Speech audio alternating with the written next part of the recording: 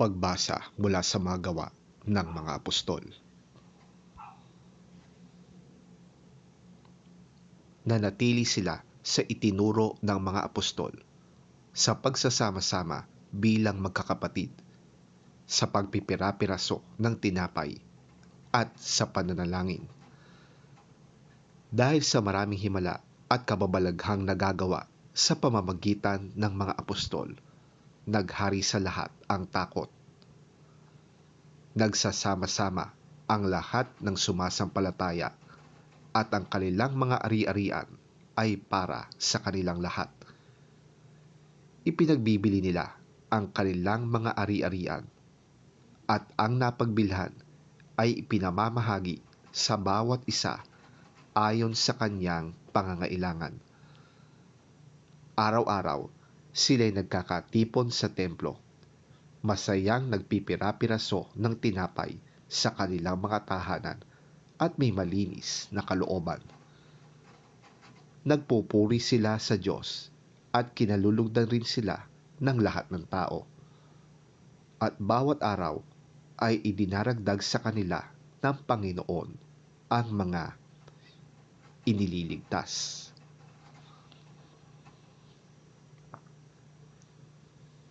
Ang salita ng Diyos. Salamat sa Diyos. Pagbasa mula sa unang sulat ni Apostol San Pedro.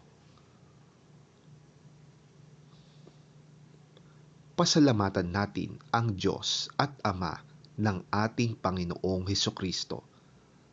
Dahil sa laki ng habag niya sa atin, tayo'y binigyan niya ng isang panibagong buhay sa pamamagitan ng muling pagkabuhay ni Hesukristo mula sa libingan, at ito ang nagbigay sa atin ng isang buhay na pag-asa.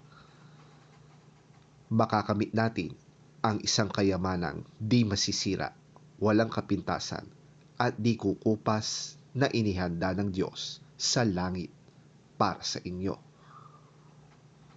Sapagkat kayo'y sumasampalataya, iingatan kayo ng kapangyarihan ng Diyos habang hinihintay ninyo ang kaligtasang yan na ihahayag sa katapusan ng panahon.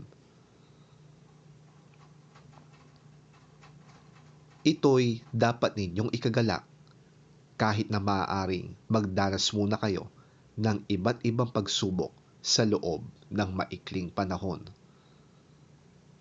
Ang gintong nasisira ay pinaparaan sa apoy upang malaman kung talagang dalisay.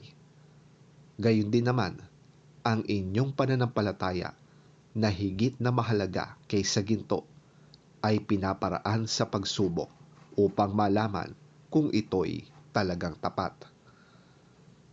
Sa gayon, kayo'y papupurihan, dadakilain at pararangalan sa araw na mahayag si Hesukristo. Hindi ninyo siya nakita kailanman, ngunit siya'y inibig na ninyo. Hindi pa rin ninyo siya nakikita hanggang ngayon, ngunit sumasampalataya na kayo sa Kanya. Dahil dito'y nag-uumapaw na sa inyong puso ang kagalakang di kayang ilarawan sa salita, sapagkat tinatanggap na ninyo ang bunga ng inyong pananampalataya, ang inyong kaligtasan.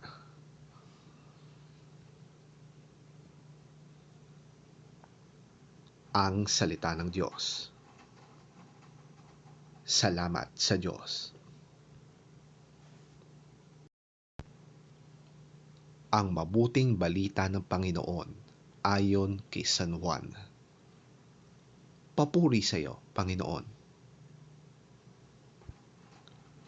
Kinagabihan ng araw ng linggo, ang mga alagad ay nagkakatipon.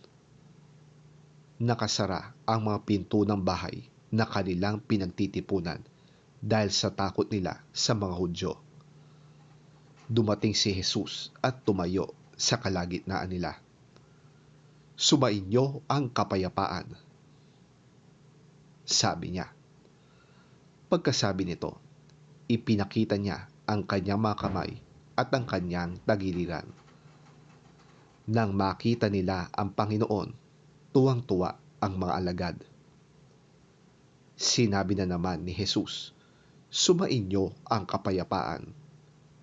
Kung paanong isinugo ako ng Ama, isinusugo ko rin kayo." Pagkatapos, sila'y hiningahan niya at sinabi, "Tanggapin ninyo ang Espiritu Santo. Ang patatawarin ninyo sa kanilang mga kasalanan ay pinatawad na nga. Subalit, ang hindi ninyo patatawarin ay hindi nga pinatawad." Ngunit si Tomas, na tinatawag na kambal at kabilang sa 12, ay wala roon nang dumating si Jesus.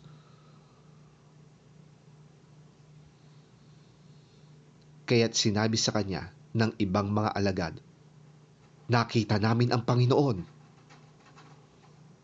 Sumagot si Tomas, "Hindi ako maniniwala hanggat hindi ko nakikita at nahahawakan ang butas ng mga pako sa kanyang mga kamay, at hanggat hindi ko na isusuot ang aking daliri sa mga sugat na iyon at sa kanyang tagiliran."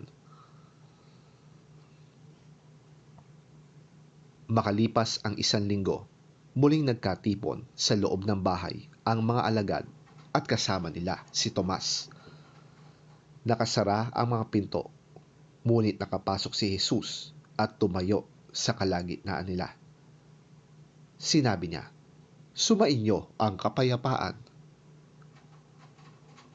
At sinabi niya kay Tomas, "Tingnan mo ang aking mga kamay. Ilagay mo ang iyong kamay sa aking tagiliran at huwag ka nang mag-alinlangan pa. Sa halip ay maniwala ka." Sumagot si Tomas, "Panginoon ko at Diyos ko."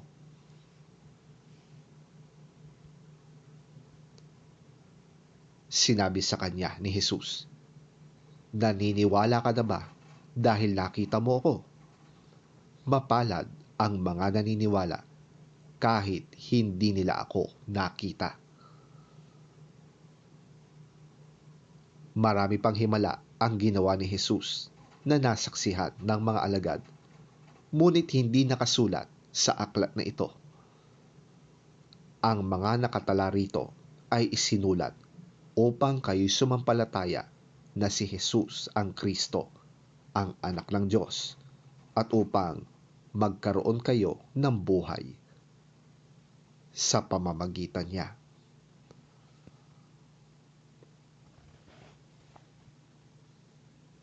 Ang mabuting balita ng ating Panginoon. Pinupuri ka namin, Panginoong Hesukristo.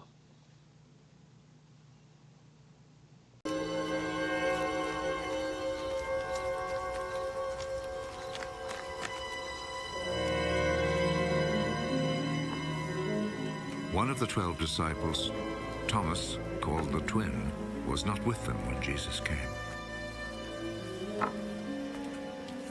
So the other disciples told him, "We have seen the Lord." "Unless I see the scars of the nails in his hands, and put my finger on those scars, and my hand in his side, I will not believe."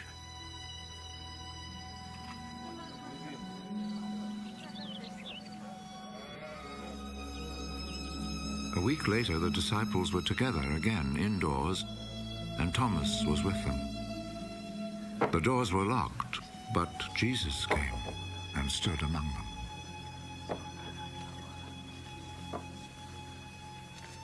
"Peace be with you. Put your finger here and look at my hands.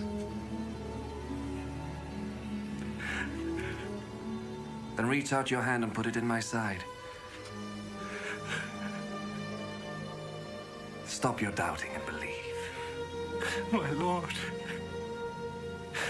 and my God.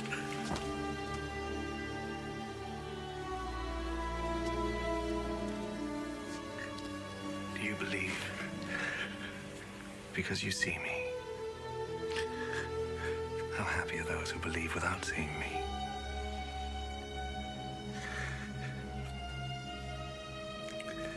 In his disciples' presence, Jesus performed many other miracles which are not written down in this book.